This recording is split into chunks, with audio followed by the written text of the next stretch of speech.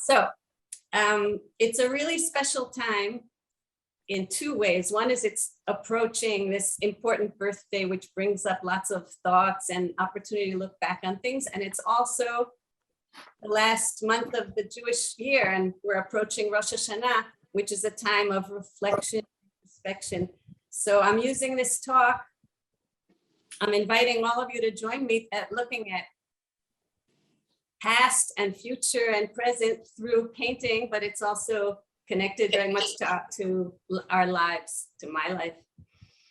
And so I decided, and I wanted to say also that after so many years of work, I have so many works to choose from. And I've often given talks where I've talked about one series after another in a very systematic way. And my intuition when I prepared this talk was to do something very different, like almost an idiosyncratic choice of works that connected to what I call presence in painting, which will become clearer as we go on, but which aren't necessarily the works that I've shown the most. And it's actually quite old works plus quite new works, which I haven't even shown yet, many of them. And seeing a lot of connections and a lot of development at the same time. So these are two pieces of paper, believe it or not, from either first grade or second grade, I think first grade. And it's clear that it's an assignment and not something I just did on my own, because there's a correction here that the teacher made. And it was interesting thinking about education, that all the way back in 1967, teachers, at least my teacher, was interested in her students' feelings. But on the other hand, which may be different from today, she was allowed to correct our spelling. So those are two, I think they go together in a good way. So this one says, the time my feelings were hurt. Very many children were playing, and I asked them if I could play, but they kept on playing. I felt very hurt. And it turned out they weren't listening to me. When I asked them again, we all played together. And here's the drawing of that situation. And also I kind of laughed when I saw that the happy ending is like squished at the bottom. There wasn't room for it. The second one is also very interesting. When I felt strange, on my family's vacation, we went to Israel, and Israel is out of the country, so the time has changed. So I felt strange. Israel, America. The teacher didn't notice that I misspelled America. Okay, so I just wanted to start with this little girl and say how I really was touched meeting her again, and how I feel like she's still inside me. And one of the things that relates to this talk is that at this young age, she's trying to make sense of the world through writing and drawing. And I think that's something I'm doing till today, the other way around, more drawing and painting, less writing. But I can connect with her with this feeling that the world is strange or interesting or complicated, but also maybe fun, the play, and that art is a way of trying to make sense of it. And what happened with these two pieces of paper was that in 30 years ago, in 1991 and 1992, I turned them into two different works of art, which were shown, but hardly. Like I don't think I've put them on my website or anything, but here are the two pictures that you just saw, the writings and the pictures, and around them are all these images. So you can see from 30 years ago, this connection, a bunch of things that I still see really interesting me. First of all, the connection between text and image. Second of all, something that I've done a lot is doing a work of art made up of multiple canvases, usually not as many as here, but giving an expression to a lot of different thoughts by dividing it into different canvases. And also there's something going on here about force, like there's this kind of struggle going on here. And here there's a baby in this thing that we had to put babies into during the Gulf War against chemical warfare. And I think that's you, Abishai, sleeping there. And this is also touching on landscape. So that was how I felt strange. And this is how my feelings were hurt. And there's something going on here about thinking about men and women, boys and girls.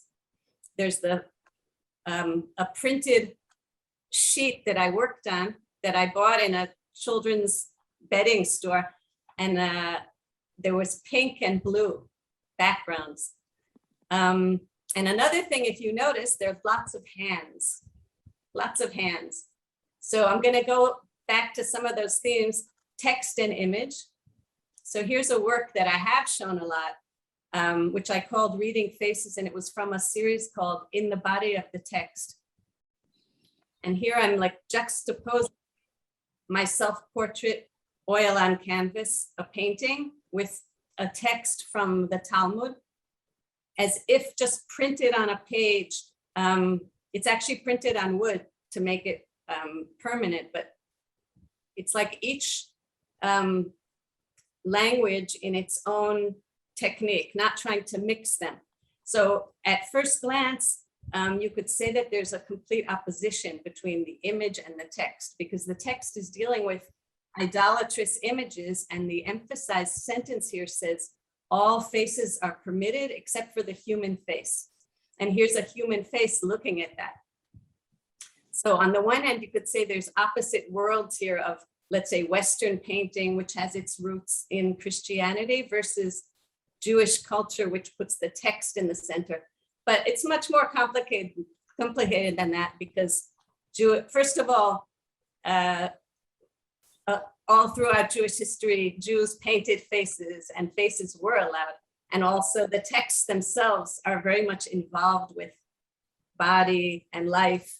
So the interaction between them is much more complicated, but I wanted to point out, and this is another thing that I'd like to keep being aware of, is how when I work in the studio, I don't want to just like act out a plan that I had in the beginning. I want to start with the plan and then be surprised. So as I worked in it, I realized that the text itself is as exciting visually as the painting. It's not just text, it's also something to look at. It almost looks like a face also. And also I created these connections, like these lines in the forehead, going from the forehead into the page. And then there's the frame connecting the two pieces. So I'm juxtaposing text and image, but I'm also connecting them. And it's strange as a 60-year-old to think that the 30-year-old thought she had wrinkles, but that's beside the point. Another way of looking at text and image is in the following painting, but I wanted to look at this content of how I felt strange coming to Israel. And this painting, which I called Ki Tetzeh, when you go out to war, it relates very much to text, but in a much more subtle way, because the text hardly appears. The only actual text that appears is here. It's the binding of a Bible with the words in Hebrew, Torah, Nevi'im, Ketuvim, the parts of the Hebrew Bible. But there's actually a text behind the scenes, which is this portion of the Torah called Ki Tetzeh, and it includes the laws of war. But the connection with how I felt strange is, even though I've been in Israel for so many years, and so many more years than I lived in America, there are still moments where I find myself in situations and I can look at them a little bit, I guess, a little bit insider and outsider. And even though I myself served in the army, when my children went to the army and I went to their swearing in ceremonies, I could say I felt strange. I felt strange seeing the swearing in, including the Bible next to the gun.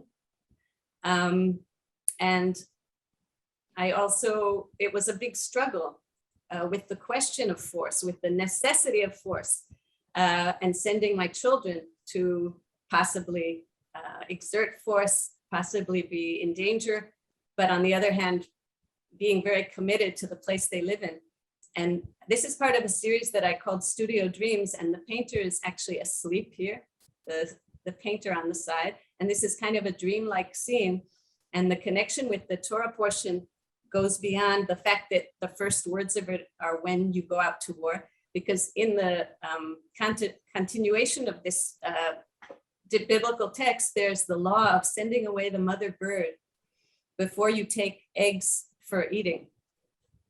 And I connected that to my feeling as a mother,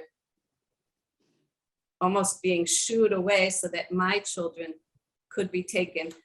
And also another thing that happened,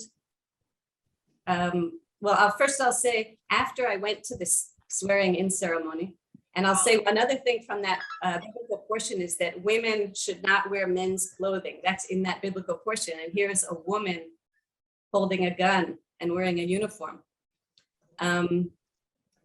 The same week of one of those ceremonies, I was cooking chicken, and I had this idea of this bloody piece of uncooked chicken.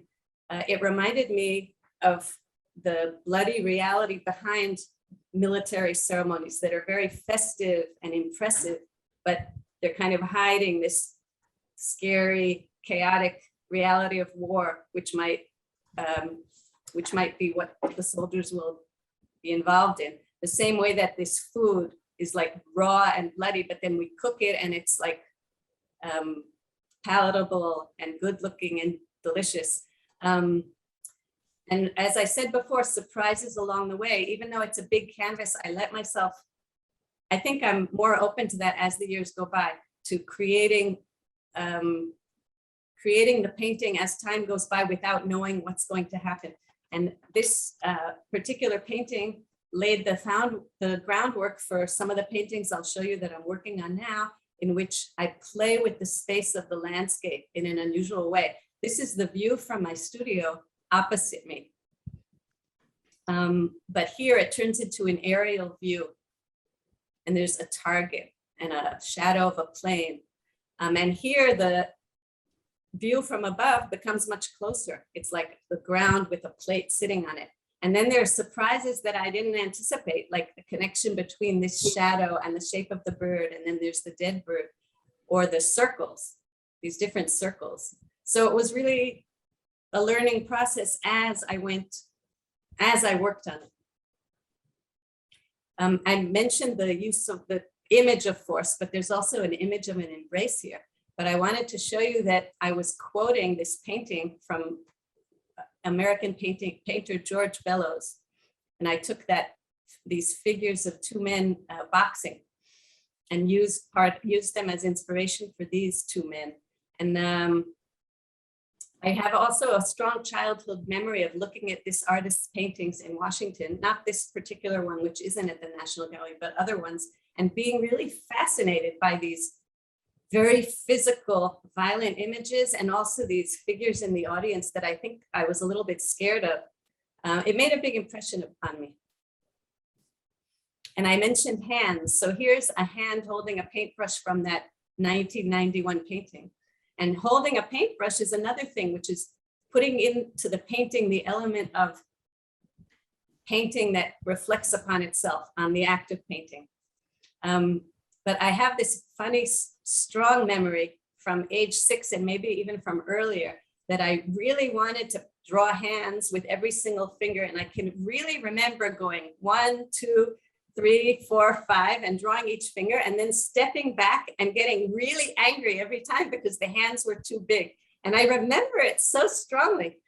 It's really sweet to remember it. And then to show you a painting from very recently that shows how involved I am with that image of hands, where in this painting, I'm like peeking at the landscape through the pages of my sketchbook, which are painted here. Originally they're pencil and charcoal. On the right, there are these sketches of hands, and there's even a date here, the 7th of July, and the landscape, and then here's the landscape beyond it. But it was really funny because I wanted this hand to be holding the sketchbook, and I really, really struggled with it because I couldn't get the size right. It took me a long time to get the size right since there's this very close-up view of the sketchbook, and it was kind of funny to remember struggling with hands all these years, but really being drawn to hands and enjoying the image of hands. And here's a painting from 2014 that kind of brings together a lot of the images we've seen. This is part of a series that I called Art History Lesson. And I was really reflecting on, I guess, the place of painting in our world, which is a digital world. And what we see here is the whole image is painted, but it's a painted hand touching a screen which has the image of that George Bellows scene. So I guess it kind of raises the question of what's the place of painting in our world in which we're looking at images, and it's kind of ironic that I'm going to try to convince why we need physical paintings, but I'm showing you my paintings on a screen. So I have to invite you to see them in the original whenever you can. But there's kind of maybe I don't know if it's humorous or at least some kind of interplay here, that this very physical, violent image is the one that's the flat screen, that's the virtual one. Even though it's painted, it's all painted, that's what's virtual. And this feminine, delicate hand is the hand that's more three-dimensional and more has the texture of the paint. So it's kind of a play between those two. But I really do think that the physical side of painting is what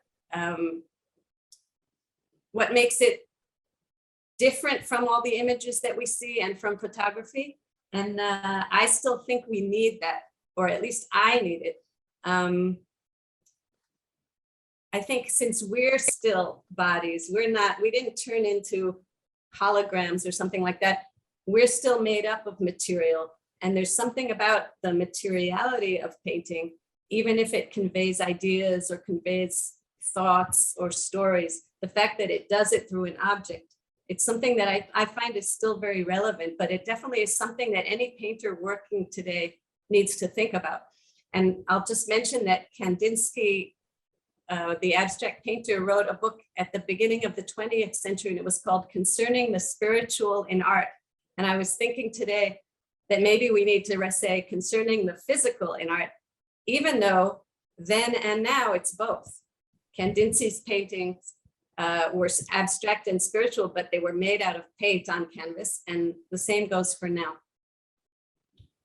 I'm going back to this little piece of that 1991 painting to just tell a little anecdote about surprises along the way, that when I brought this sheet from a children's bedding store to my studio, it was before I noticed that it had an image of a swing on it, a little mouse on a swing. And I was kind of amazed because the painting has these two images of children swinging. And it was one of these kind of coincidences that I wasn't at least conscious when I bought this sheet to paint on, that it had that swing on it. But this is all an introduction to show that I've come back to the image of the swing after so many years. And this is a fairly recent pair of paintings. First, I'll try to kind of talk you through them. The left side painting is the image of the person swinging at the two extremes of the swing. One is when you're totally upside down and your feet are in the sky. And the other is when you're looking down at the ground and your legs are folded. And then the second painting is more like a holistic view, bringing together earth and sky and looking at my actual view from my studio, which is the city of Carmiel and the Arab city of Deir el-Assad, and bringing it all together. Another thing I'd like to point out is, if I talked about the physical presence of the painting, this includes this kind of fast kind of whoosh of paint, this brush of paint, and then these kind of speckles of details of rocks and leaves, like playing with the material itself, with the texture. But another important thing, which I'll talk about more in the next couple of paintings, they're part of a series that I called Land of Painting, and they take a different perspective. Instead of seeing the person swinging from the side, you are swinging when you look at this painting. The painter it's a painter because she's wearing paint-stained clothing, but it's also the viewer swinging backwards and forwards. Another thing is how important actual observation is to me. I didn't photograph it. I went to the playground here and I sat on the swing, and I kept being surprised that the perspective of my body versus the land or the sky was so different from what I guessed when I tried to just sketch it from like my imagination. And I find observation always to be stimulating in that way. I know some artists prefer working from imagination or from memory, and I also do that, but I feel like looking at things always brings with it new understanding or things I didn't realize. And I'm always learning from that, from drawing and painting from reality. But I wanted to go back to another thing, looking at these two paintings, that swinging is such a childlike activity. And I was thinking how one of the things that that when I talk about the word presence is when I'm playing with a child till today, one of my favorite activities, I feel completely present. I don't feel like I'm distracted or thinking about other things or wondering what I should do next. I find that when I'm with children, I'm completely intuitive and immersed, and I'm going back to that word presence. And that's something also that I see in children, that when they're inside a game or when they're throwing a tantrum, they're completely immersed in it. They're completely present.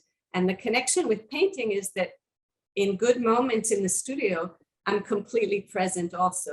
I'm completely within that little patch of paint that I'm trying to get to look a certain way. I'm completely in it. And so I can like learn from one to the other. But one of the things that I learned from preparing this presentation that I hadn't thought of before is if I'm relating to childhood as a time of complete presence, then the fact that I began with those two writings and drawings of a 6-year-old that reflect something that we might think is opposite of complete presence, what that girl who's writing about the children who didn't want to play with her, or maybe didn't want to play with her, maybe they didn't hear her, maybe they weren't listening, or the fact that the world has places with different times of day. Her thinking is very complex. So it made me realize that it's not enough to say I'm interested in presence, in achieving presence or physical presence or any kind of presence in painting.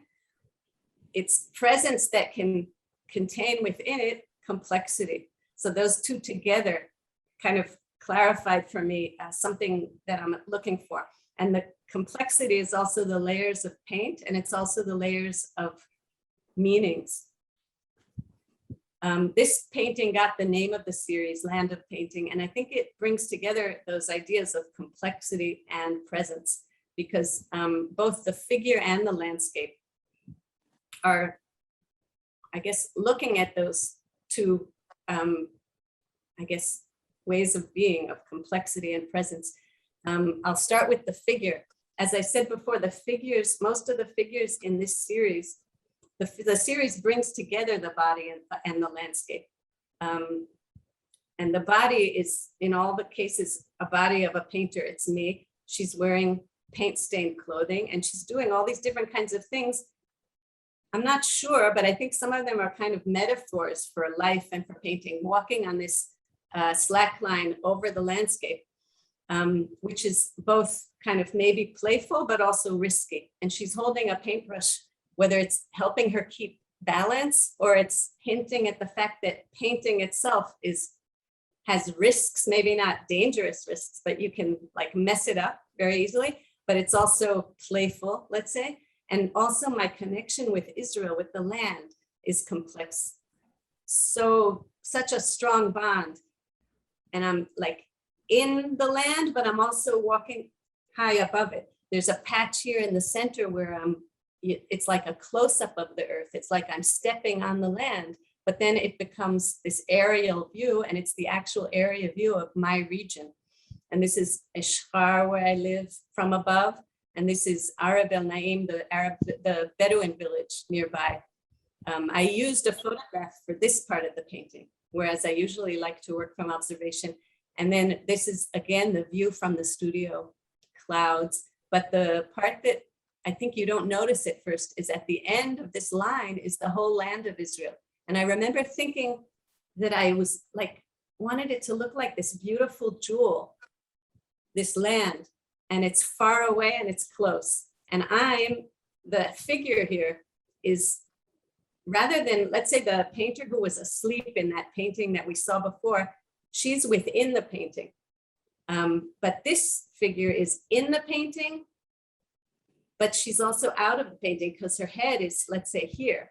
But in that kind of complicated, surprising way, the fact that she's not, her whole body isn't in the painting kind of makes us more connected, because every person who looks at the painting is kind of walking on that slack line with her. In this painting, I tried to take two elements from the previous one and work on them more clearly. The fact that the foot here is actually, you can really see more easily, is on the ground. It's like walking from the sea to the shore, as if entering the land, but then it becomes this almost a satellite view. And here it's actually a rope. So the near and far, and I can't remember what the other thing was I wanted to say about it, about using the image of the whole land again, which was so interesting to me, and turning it upside down here kind of gives it, I think, takes it out of context. We have to like look at it again to understand what we're looking at. But one of the surprises in this painting, which I hadn't planned at first, was that there's another person coming from the other end of this rope. And I myself don't know who that is. And I think I'll leave it for anyone here to think about who this is coming at the other end of the rope and what will happen when they meet. I wrote here the bond with the lone viewer, because this was another thing I learned from making this presentation. I got kind of some insights, and this is one that's very primary. I haven't really thought about it that much, but it dawned on me that by creating these images of the figure that draw the viewer in, and you can imagine if you were standing opposite the painting, it's quite large, you would feel that even more strongly, that you're this person in a way. You're standing on this rope, this tightrope. It gave me a thought that also goes with this time of year of reflection, or this age of reflection, that you look back on your successes and your disappointments, and often they're measured in kind of external ways, or even numerical ways, like in artists, as much as they're beyond the usual capitalist ways of measuring, they very much do measure their success based on the number of major exhibits or the price of their paintings. And I started thinking how the fact that this figure brings the viewer in, maybe is myself almost telling myself that the interaction, this very intimate moment between the painting and the single viewer standing quietly opposite the painting, maybe that's the most important thing. And it can't be measured. It's an experience. It touches someone or it doesn't touch someone. So that was a thought that just came up the other day that I'm sharing with you. I want now to move on to two paintings that are in this series, but they're an exception, because I said that in this series, all the figures, or almost all the figures, have this unusual perspective of being inside the painting and outside the painting, and their head is missing because of that, because our head is where we see from, obviously. So here you see the artist from behind, and she's painting the landscape, and here is this palette knife on the balcony. And ostensibly, that's kind of a more standard view. But if you look closely, there's another person behind her, and this person is holding her shoulder and also is casting a shadow on her back. And this was part of my thought about presence and complexity, because I was thinking how when we're working in the studio or when we're doing anything, we're kind of with this double consciousness of we're in an activity and we're also thinking, we're also looking at ourselves from outside. We're always, I think almost always in that double sense, or maybe more than two senses, of being inside ourselves and also looking at ourselves and judging or questioning or checking. And if I look at this shadow, it's actually my own shadow. So it's nobody else looking at me or touching my shoulder, and whether this hand is pushing or giving support is also a question, but it's myself looking at myself. And I called it the blessing and curse of consciousness. And it's really a blessing and a curse, because you need to have that outside view in order to have any kind of critical sense or any moral sense of what you're doing. But it's also a curse because it keeps us from being completely present. So I don't have an answer to it, but it was very interesting to kind of ponder that question of presence through paint. through an image. And I took it another step further in this painting, where the shadow is a double shadow on my back. And it's actually the shadow of my parents that I'm imagining. And it was really interesting to think about how that's another thing that I think we all carry with us, whether our parents are alive or dead.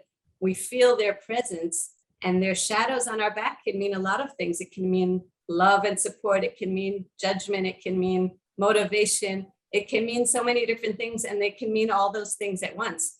And what I was thinking about when I painted this painting, and I'll try to describe it, is that I created this illusion in paint of the painter standing in front of the canvas. And this is the canvas with kind of the light falling on the top of it, which is this white line.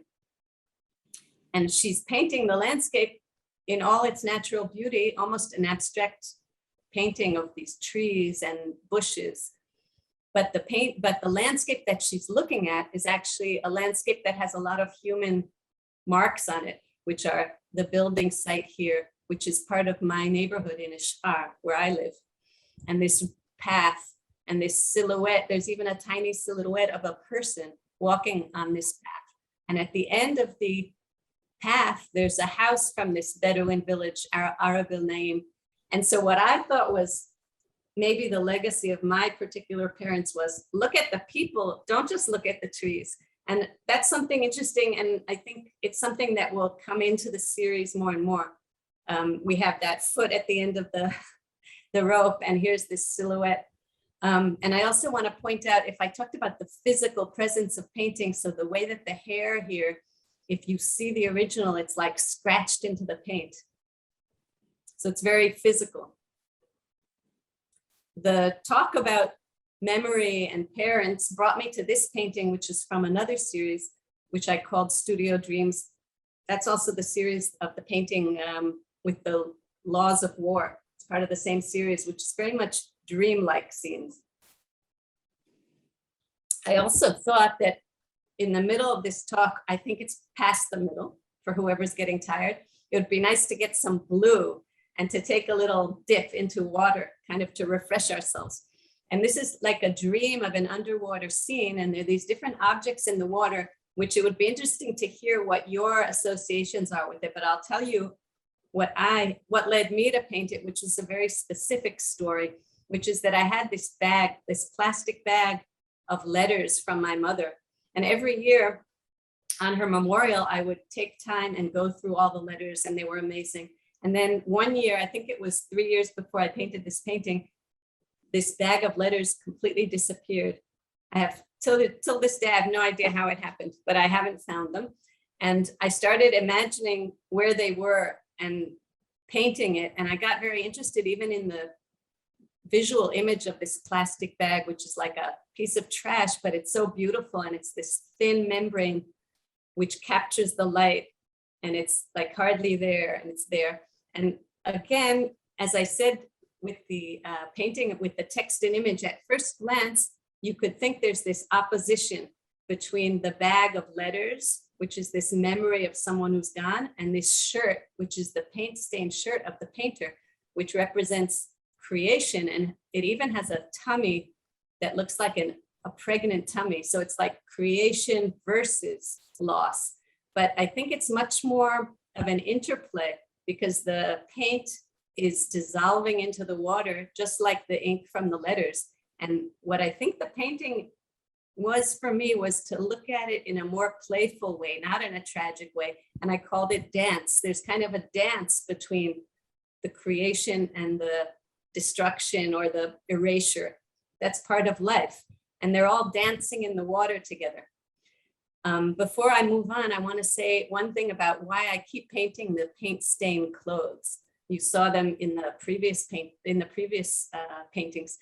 It's something that really interests me. Besides the fact that it's just a way of saying this is about art or this is about a painter, there's another thing going on here, which I'll explain, which is that any painter who's doing realistic or figurative work, is every paint stroke that I do has kind of a double identity. The paint stroke is creating an illusion, but it's also has its own presence as paint, as physical matter. So like the paint here is creating the illusion of the opening of the shirt, and it's a shadow.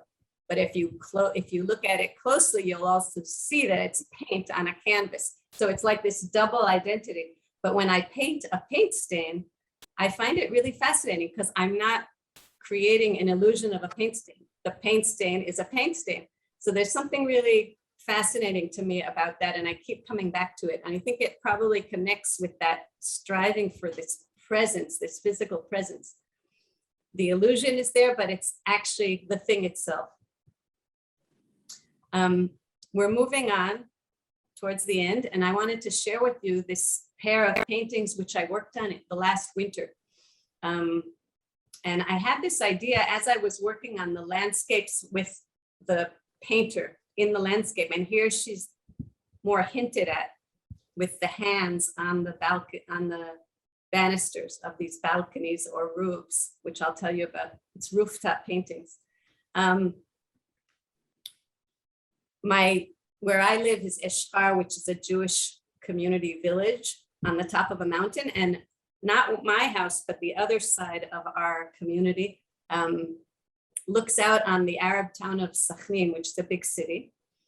And I had this idea that all these years that I'd like to try to paint that view of Sakhnin. And then I had another idea that it would be really fascinating to find a lookout point in Sakhnin where I would see Eshkar, and to make this double view of Eshkar from Sakhnin and Sakhnin from Eshkar. And it was really amazing that I was able to do it. I really thought I wasn't going to be able to pull it off, because first I found a spot in Eshkar that seemed like it would be comfortable to work from, which is the rooftop of a family that was very nice about it. And they had a staircase leading up to their roof, so I didn't have to bother them. But I couldn't find a spot in Sakhnin where I could see Eshkar and also paint comfortably. And then one day I was looking out at this is actually the view of Sakhnin, and I noticed that there's a neighborhood very high up on the opposite mountain that is kind of like a straight line in the air from where I was perched. And I got in my car and drove over there and started driving around looking for a spot. And then I found myself stuck in an alleyway or a backyard of an apartment building. And I was trying to turn around, and it was very narrow. And a woman came out and said, "Can I help you?" And I said, "No, I got stuck. I'm trying to get out of here." And then something about, I guess, the openness of this woman made me say, I was looking for a place to paint landscape. And she said, "Come to my roof." And it was out of nowhere. It was just so special, this moment that this woman, Laila, whom I'd never seen before and she'd never seen before, welcomed me to the roof of her house.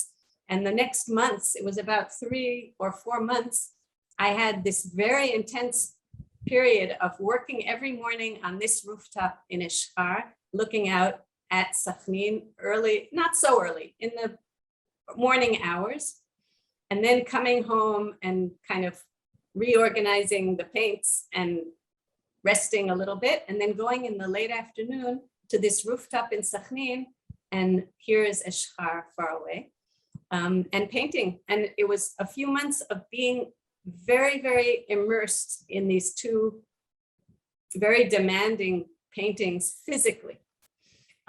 I'll show the two rooftops. And if I talked about presence up till now and wanting to feel completely present while working, so there are situations where you have no choice. If you want to get it done, you have to be really concentrated. You have to concentrate and be very, very present. And this is an example of it, leaving my studio and going outside to these two different places. I had to meet so many challenges, like the weather, and at some point there was smoke coming from the heaters, the wood burning furnaces, and the wind, and there were children in Eshkar. I don't think people really noticed it so much, but in Sakhnin I became an attraction. The children came up on the roof, and I started bringing them children's paints, and they were painting. And I suddenly wasn't on my own, which I'm used to being. So there were so many challenges. So the presence was something that I had no choice but reaching that state of complete presence if I wanted to get it done.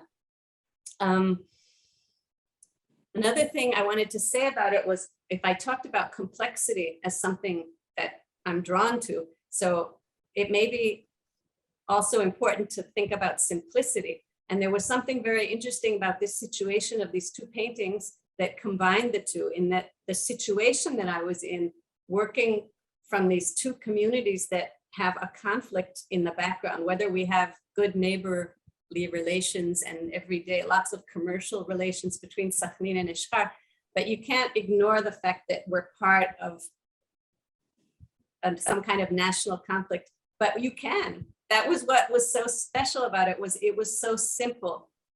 It seemed complicated, and it turned out to be so simple to come over and come up on this roof and become friendly with this family. And another thing that was simple, or ostensibly simple, was the actual painting task that I took upon myself, which was just to look, not to try to create some kind of fantasy or dreamlike scene, but really to just look. And it was also a challenge to look at a city, whereas you could have noticed that even though some of the paintings you saw do have urban scenes, and this also, this early morning scene, the mist kind of makes it like a blur of buildings.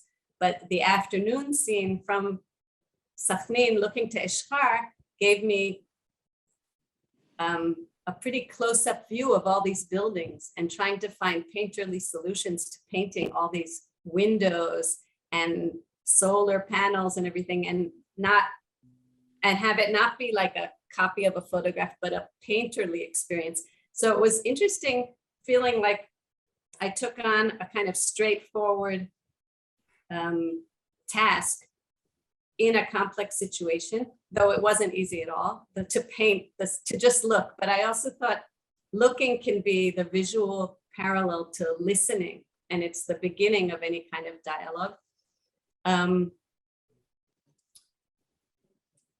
Another thing that relates to the word simple is when I would come to these rooftops with my little kind of suitcase that turns into an easel. It's like this folding easel.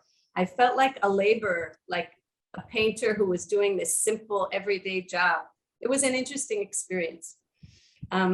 So if I could say that going out to these rooftops took me out of my comfort zone in a lot of ways, it's also because I was more exposed, but all of the things I just described. Now I want to give you a minute to peek into my comfort zone, which is the studio itself. So here's a little video.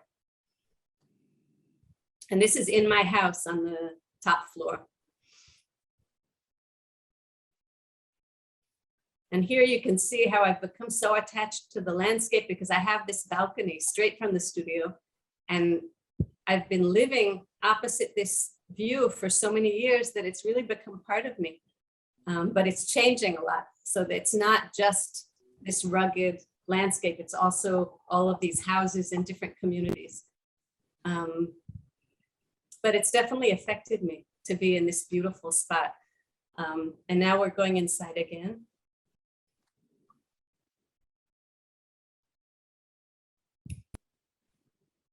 And here's a series that I've been working on for, now it's 12 years, where I do a self-portrait at the beginning of every Jewish New Year, or beforehand, self-portrait for a new year. So here it goes year by year. And as a matter of fact, this morning I started the one for this year.